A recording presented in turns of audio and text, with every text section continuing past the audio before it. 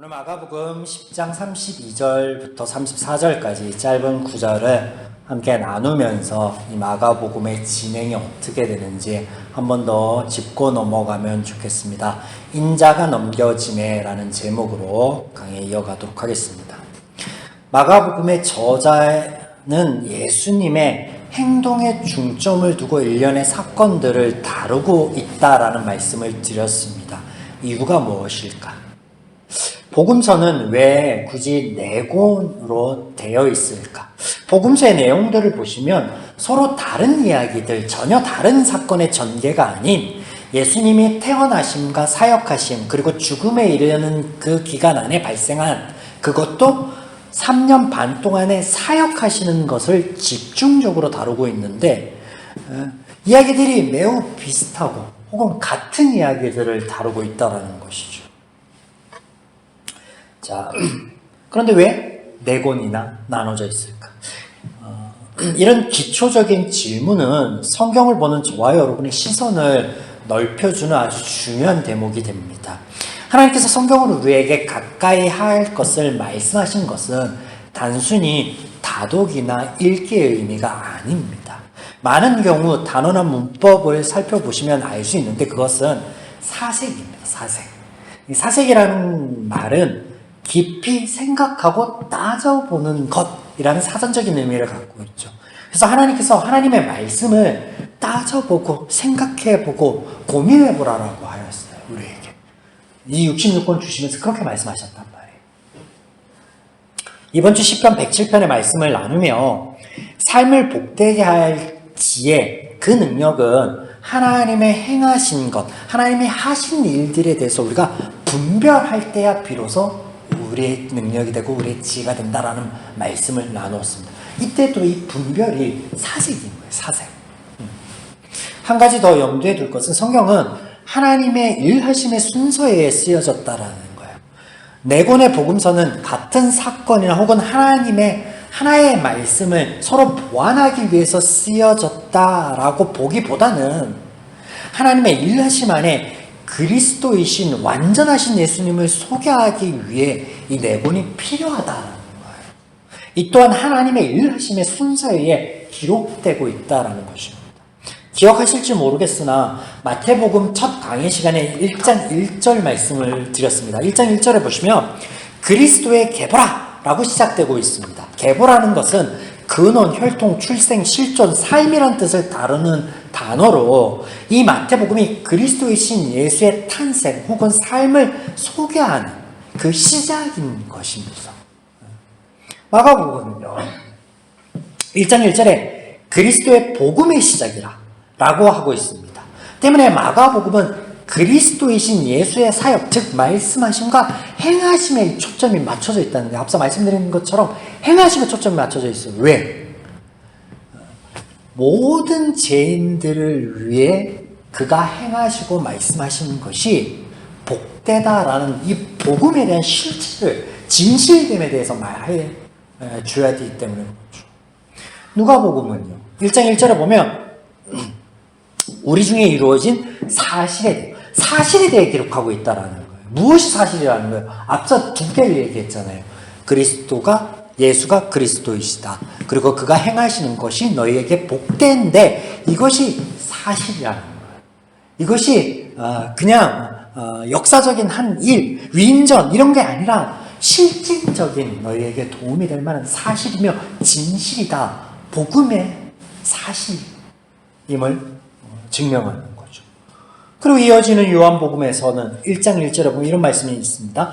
태초에 말씀이 계시니 이 말씀이 하나님이고 이 말씀이 육신이 된 것이 예수님이죠. 예수님이 하나님이셔요. 그래서 12절에 보면 영접하는 자 곧 그 이름을 믿는 자들에게 하나님의 자녀가 되는 권세를 주셨으니 이것은 무슨 말씀이에요? 요한복음은 하나님 안에 있는 빛과 생명을 얻게 하시려고 이 땅에 오신 예수님을 기록하고 있는 거예요. 그래서 앞서 너희에게 이런 영접하여 자녀가 될 수 있는 권세를 주기 위해 빛과 생명을 얻게 하기 위해서 오신 이 예수님의 실체적인 존재에 대해서 알려주었지. 그래서 이제 그 안에 있는 생명이 무엇이고 그 안에 있는 빛이 무엇인지 너희들은 알아서 이것을 누려라. 나의 자녀로서. 그렇게 말씀을 이어지는 거예요. 이와 같은 사복음서를 이어서 지금까지 설명드렸던 것을 짤막하게 연결해 보면 이렇습니다. 첫째는 그리스도이신 예수에 대하여 전하고, 두 번째는 그가 행한 모든 것이 우리에게 복이 된다라는 것을 전합니다. 세 번째는 이 모든 것이 사실임을 증명하고, 그리고 마지막으로 이것으로 인하여 우리에게 믿음을 주어 영생을 얻게 하려 이 땅에 하나님께서 오셨다라는 거예요. 그래서 이 네 권이 이 하나님에 대해서 소개하고 있는 거예요. 하나님의 일하심에 대해서 구원의 완전성이 이렇게 세분화되어 소개되고 있다라는 거예요. 결코 우연이나 동일한 사건을 여러 혹은 모두에게 필요한 말씀이지만 뭐 마태오 공동체나 누가 공동체 어떤 넘어서는 거예요. 훨씬 사건과 등장하는 인물 대화보다 중요한 것이 뭐냐면 하나님의 사역, 하나님의 일하심인 거예요. 그래서 이것을 우리가 집중적으로 보아야 합니다. 또 하나님의 일하심에 대하여 그 일하심 안에서 우리가 이해해 보려고 해야만 동일한 장소 비슷한 말씀인 것 같으나 다름을 알 수 있으며 어떤 의미인지 명료하게 이해해 볼 수 있다는 것을 말씀드립니다. 그렇지 않으면 복음서 안에서 우리가 이해가 안 되는 부분이 너무나 많습니다. 왜냐하면 앞뒤가 안 맞는 말들이 많아요. 극단적인 말들이 많다고요. 저는 섞일 것 같지 않은 물과 기름 같은 말씀들 많이 하신다고요. 본문 32절. 예루살렘으로 올라가는 길에 예수께서 그들 앞에 서서 가시는데 그들이 놀라고 따르는 자들은 두려워하더라. 이에 다시 12 제자를 데리고 자기가 당할 일을 말씀하여 이르시되, 예수님께서 제자들과 더불어 예루살렘으로 올라가십니다. 이전에 어떤 일이 있었냐? 예수님께 나와서 영생에 대하여 묻던 부자 청년의 이야기가 있었습니다. 자, 예수님께서 말씀하신 영생은 무엇이었습니까? 나를 따르라. 예수님을 따르는 거예요. 하나님을 따르는 거예요. 그런데 이것이 쉽지 않다라는 거예요. 그래서 낙타가 혹은 밧줄이 바늘귀에 들어가는 만큼 어렵다는 거예요. 불가능하다라는 걸 말씀하셨어요. 그러므로 죄인들은 할 수 없는 일이니 누가 하시겠다라고 하신 거예요. 하나님께서 하시겠다라는. 그래서 하나님으로는 그렇지 아니하니 하나님으로서는 다 하실 수 있느니라라는 말씀을 하셨습니다. 그런데 부자 청년과는 달라 보였던 제자들이 자신들을 바라보면서 예수께 나올 때 예수님이 어떤 말씀을 하세요? 예수께서 그들에게 이렇게 말씀하시죠. 우쭐댈 필요 없다. 그 또한 은혜며 얼마든지 너희 기준과 생각들은 뒤집어질 것이다. 너희는 다른 것 같니? 너희는 부자 청년보다 조금 더 나은 것 같니? 나은 면이 조금이라도 있는 것 같니? 그렇지 않다라는 말씀하세요. 그런 의미의 말씀이 뭐예요? 먼저 된 자가 나중되고 나중된 자가 먼저 될 것이다. 너희의 기준, 너희의 판단 기준, 너희의 생각하는 그 모든 것들이 뒤집어질 것이다 라는 걸 말씀하시는 거예요. 이와 같이 예수님께서는요, 복음서의 대부분의 말씀들을 비유로 하십니다. 이유는 간단해요. 죄인들이 못 알아듣기 때문에 그래요. 그러면 비유로 말씀하신 걸 우리는 알잖아요. 그러면 우리는 그것을 분별해야죠. 사색해야죠. 그게 당연한 겁니다. 그게 너무나 당연한데 반대로 때문에 우리가 쉬우면서도 헷갈릴 수 있는 부분들이 있습니다. 앞서 말씀드렸듯이 이 모든 비유를 우리가 사색해야 되기 때문에 그렇죠. 어떤 의미로 말씀하셨는지 따져보아야 되기 때문에 그렇습니다. 복음서는 그런 거예요. 그렇게 하라라고 처음부터 말씀하고 계시잖아요. 하나님을 알고자 하는, 또 그 하나님의 말씀 안에서 복된 삶을 살고자 하는 우리 모두는요, 의무입니다. 의무. 복음서뿐만 아니라 하나님의 말씀을 사색하라고 하시잖아요. 분별해보라고 하시잖아요. 의무라고. 이게 의무, 따져보는 게. 덮어놓는 게 믿는 게 믿음이 아니다라는 걸 말씀드린 겁니다. 본문으로 돌아가 예수님과 함께 가던 제자들과 일련의 무리들이 크게 놀랐다라고 기록하고 있습니다. 전후 문맥 어디를 봐도 그들이 왜 놀랐는지 알 수가 없습니다. 부자 청년의 이야기도 그렇고 이에 등장하는 야고보가 요한이 구하는 것도 그렇고 바디메오 고쳐주는 이야기도 그렇고 어디에도 그들이 왜 놀랐는지 왜 두려워했는지 나오지 않습니다. 아무튼 놀라워하는 중 제자들에게 당신께서 잡히실 것에 대해서 말씀하십니다. 이것이 세 번째 십자가 사역에 대한 말씀입니다. 우리는 이 짧은 이야기 안에 많은 것들을 알 수 있습니다. 앞서 복음서에서 예수님의 말씀이 대부분 비유로 되어 있다라고 말씀을 드렸죠. 그런데 십자가 지실 것과 고난받을 것에 대한 말씀은요, 비유가 등장하지 않아요. 그냥 직설법이에요. 사실 그대로만 말씀하십니다. 요 대목은. 자, 예수님과 제자들이 일련의 무리들과 함께 예루살렘으로 올라갑니다. 여기서 올라간다라는 표현을 하고 있는데 사실 여러 가지 의미가 있는 거예요. 이스라엘의 지도를 떠올려 보면 예수님이 지금 북쪽 갈릴리, 헬본산 밑에 있는 갈릴리 지방에서 사역을 하시다가 점점점 남방으로 내려오시다가 예루살렘으로 가십니다. 그러면 북쪽에서 남쪽으로 왔기 때문에 내려간다라고 하거나 이동한다라는 말씀을 해야 되는데 올라간다라는 표현을 하고 있습니다. 어떤 의미일까요? 첫 번째로는 이런 해석을 할 수 있습니다. 예루살렘의 고도가 높기 때문에 지역은 남쪽이지만 고도가 더 높다. 이런 해석도 있고요. 두 번째는 수도를 향해 여정을 가는 일반적인 표현법이다. 세 번째는 종교적인 이유로 성전이 있는 곳을 향하는 그런 일반적인 또 표현법이다. 어느 것이 맞는 것 같습니까, 여러분? 사실 무엇이든 크게 중요하지 않을 수 있습니다.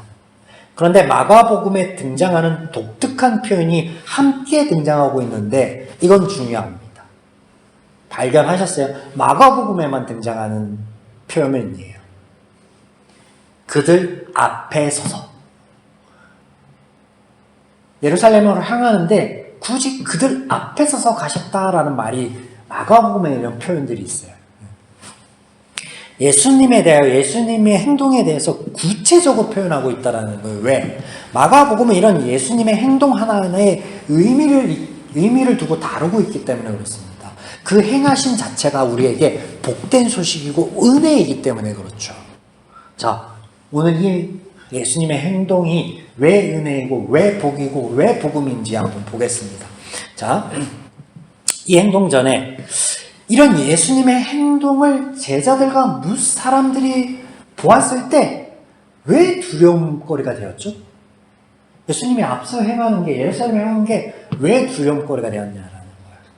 보시면 두 그룹이 등장한다는 걸 알 수 있습니다. 한 그룹은 제자들이에요. 또 한 그룹은 정확히 어떤 이들인지는 알 수 없어요. 예수님을 계속해서 갈릴리 지방에서부터 따라오던 무리들인지 혹은 예루살렘, 성전을 향하여 성지순례를 위해서 가던 무리들인지 그건 알 수 없어요. 여하튼 제자들과 또 다른 무리들이 함께하고 있다는 것은 알 수 있는데 그런데 제자들은 놀라고 무리들은 두려워했다라고 기록하고 있습니다.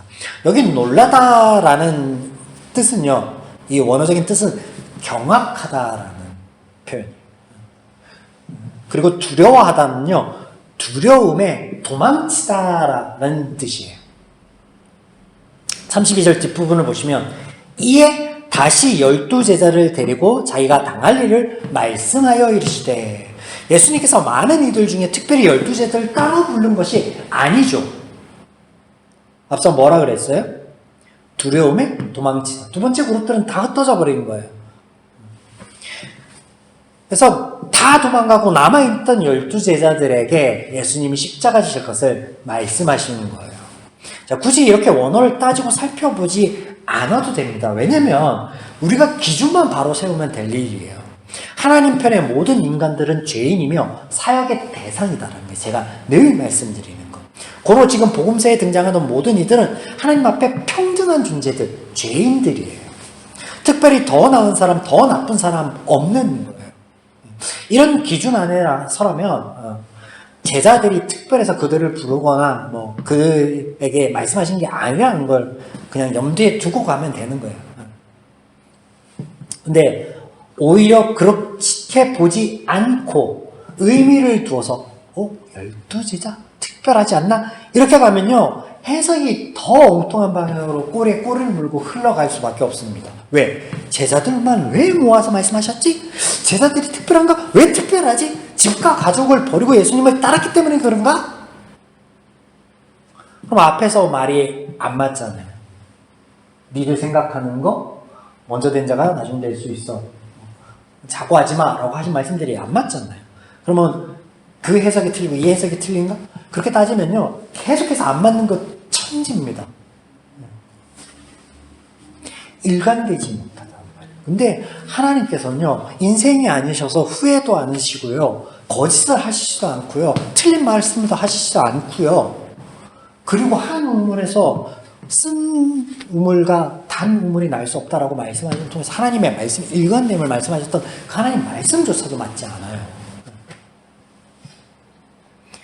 아니에요. 우리가 기준을 어떻게 세우냐에 따라요. 기준은요, 변하지 않는 거죠. 기준은 왜 기준이에요? 기준은요, 변하지 않는 거예요. 그래서 기준이에요. 불변성이 기준이라는 거죠. 자, 그런 얘기가 아니다라는 거죠. 원어를 안 따져보더라도. 원어를 따져보면 남아있던 그냥 12제자들이 얘기한 거고 다 도망갔으니까. 그렇게 안 따져보더라도, 뭐 원어를 모른다 그러더라도, 특별해서가 아니라 그냥 그들이 옆에 있었으니까 말씀하시는 거예요. 그냥 성경 볼 때 그렇게 이해하면 되겠죠. 자, 이제 처음 드렸던 질문. 제자들과 사람들은 왜 그렇게까지 경악을 하고 무서워서 달아나는 것일까에 대한 답을 찾아봐야 되겠죠. 앞서 앞뒤 어디에도 다른 어떤 이야기 속에서도 그 이유를 찾지 못한다라고 했습니다. 왜냐하면 이 세 구절 안에 있기 때문에 그렇습니다. 이 안에 있기 때문에 그렇습니다. 뭐예요? 예수님이 예루살렘을 향하여 가시는데 본인이 앞장서서 당당하게 가신다는 거예요. 이게 이유입니다. 이게 다예요. 전부예요. 예수님께서 예루살렘을 향하는 여정 제일 앞에 서서 당당하게 가신다? 일반적으로 스승의 행보 뒤를 따르는 것, 제자들이. 그거 당연한 거예요. 동물들도 우두머리, 그 동물이 가면 그 뒤에 이렇게 막 쫓아가잖아요. 당연한 모습인데, 예수님이 예루살렘을 향하시는 그 목적지가 예루살렘이다라는 것을 생각해 보면 단순하지 않습니다. 그렇게 단순하지만 않다라는 거예요. 예루살렘으로 향하는 거침없는 발걸음. 그런데 지금까지 예수님께서 예루살렘에 있는 종교 지도자들과 빚어왔던 마찰들을 생각해 보십시오. 지금 그들은요, 어떻게 하면 예수님을 잡아다가 죽일까? 눈에 핏발이 세워져서 막 곤두서 있는 과정이란 말이에요. 예루살렘에 예수님이 들어가시면 분명히 심각한 사태가 발생한다, 안 한다. 한다라는 걸 사람들이 아는 거예요. 그걸 예견하는 거예요. 그러니까 괜히 종교적인 분쟁에 안 좋은 어떤 정치적인 싸움에 휘말리면 이거 큰일 나겠다 싶으니까 어떻게 하는 거예요? 사람들이 도망가는 거예요. 자연스러운 거예요. 흩어지는 게. 두려워서 도망가는 게. 왜 글로 가시지? 이 사단이 날 것 같은데? 도망가는 거예요. 자연스러운, 너무 자연스러운 거.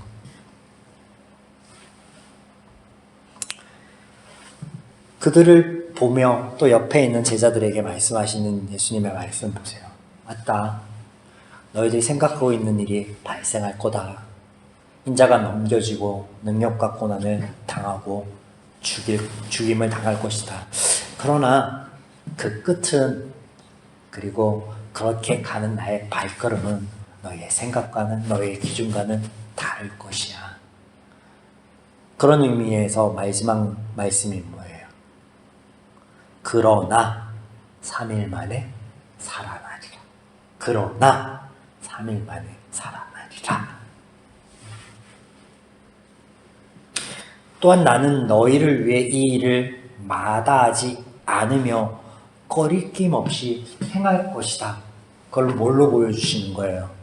내가 너희를 사랑하기 때문에 내가 너희를 위해 죽어갈 것을, 죽임당할 것을, 능욕당할 것을 꺼리끼지 않으면 내가 그걸 기뻐한다라는 것을 하나님 뭘로 표현하고 계신 거예요? 제자들 앞에 서서 당당하게 가시는 모습으로. 복음입니다. 복음. 이를 위해 사복음에서 어디에 등장하지 않는 표현이 등장하는 우연이 아닙니다. 사랑하는 여러분, 우리 신앙생활에서 두려움을 뛰어넘는 용기와 결단은 우리의 마음 먹는 것에 있지 않습니다. 다짐이나 결심에 있지 않아요. 예수님께서 인간적인 어떤 결심이나 마음으로 이 일을 할 수 있었을까요? 물론 하나님이시죠. 근데 그걸 내려놓고 보면 아는 거예요. 하나님이 나를 살리실 것을.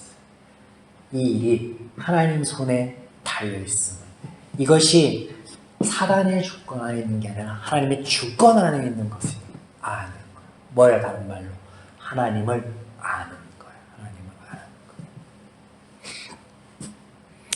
거예요. 말씀은요, 워낙 간단해요. 명료합니다. 그 어디에나 이런 하나님의 은혜가 있습니다. 이런 하나님에 대해 소개하고 있습니다.